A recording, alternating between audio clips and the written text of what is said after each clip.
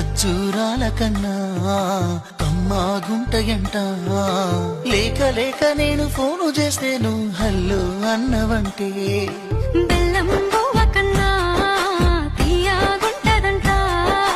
ఎన్నడూ నాడు ఫోను చేసే బాగున్నావన్నవంటే ఏడాది ఎండల్లో ఉంటేనై మోస్తున్న నా బతుకు కష్టాలని పిల్లని చెయ్యి పట్టాలని.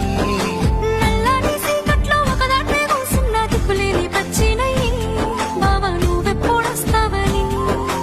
ఏళ్ళైపోతుండే పిల్ల ఎన్నెలొచ్చింది మన బతుకులా. ఏలైపోతుండే పిల్ల ఏలు వట్టంగా వస్తున్నాయా. ఇన్నాళ్ళ ఎడబాటు ఎడవాసిపోతుంది.